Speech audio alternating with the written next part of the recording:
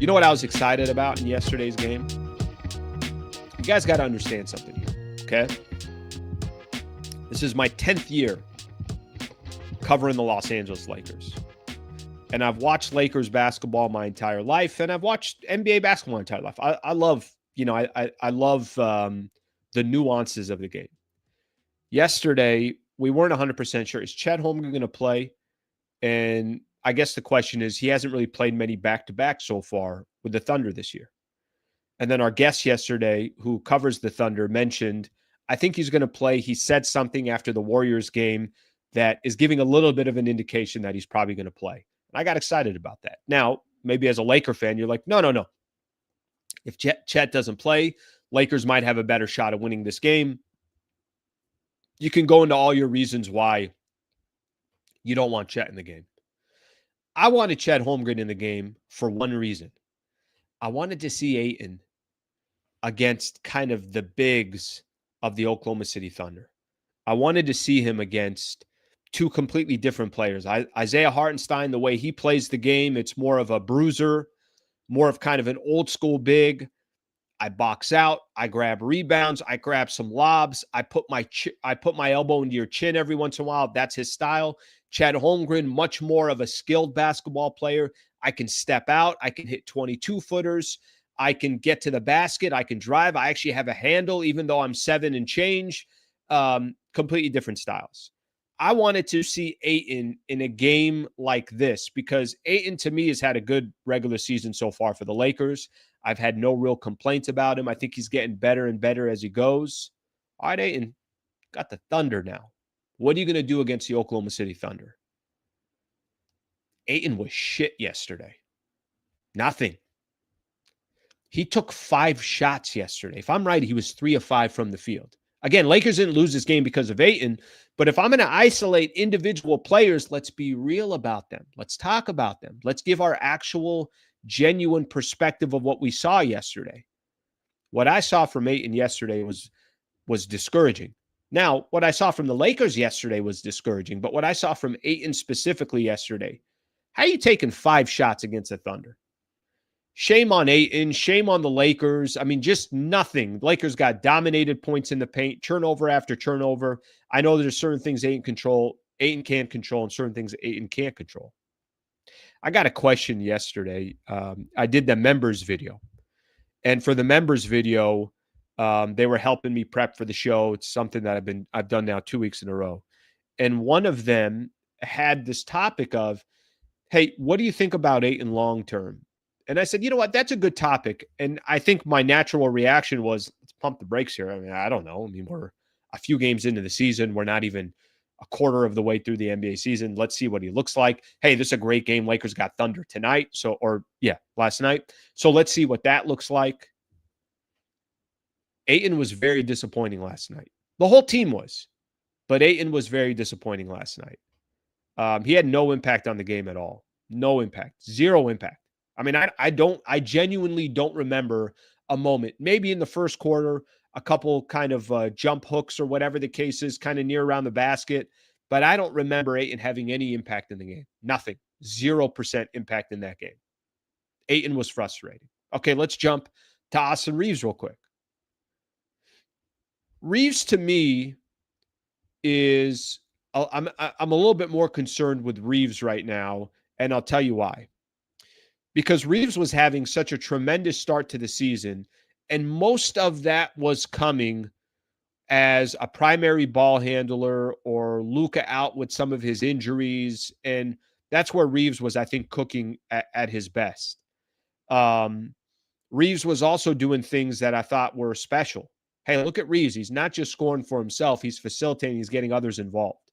Call me crazy, but I thought yesterday coming into the game, I really wanted the Lakers to get Reaves going early on because I thought if you're the Oklahoma City Thunder, I'm going to key in on Austin Reaves because if I can take away Reaves and kind of have Luka more on an island, this is falling right into our game plan.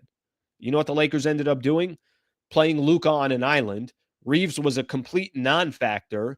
And, obviously the Lakers were never in the game.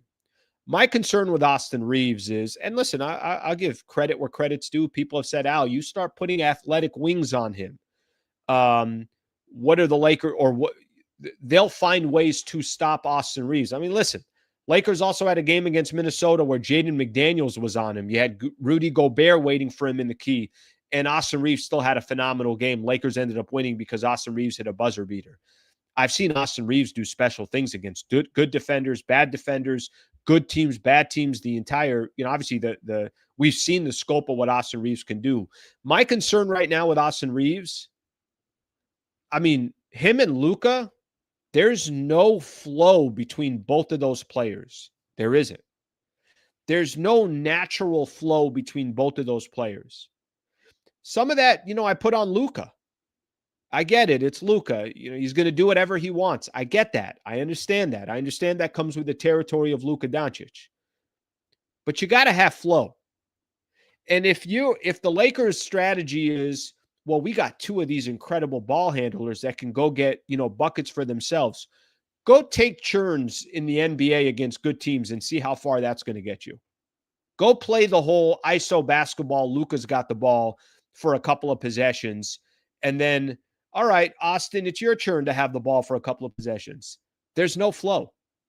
I'll go back to something during my interview yesterday with Andrew Schlecht, covers the Thunder for The Athletic. He said where the Thunder have the biggest issues are teams that constantly move the ball. I don't know where the offense is coming from. I don't know. Everybody is a threat. Yeah, you got your superstars, but those superstars are just as dynamic because the ball is moving. That ball move at all yesterday? Or did it just seem like a team that wanted to play hero ball against the best team in the league? The Reaves portion of this, I have it in my title here. Reaves looked lost. He looked lost yesterday.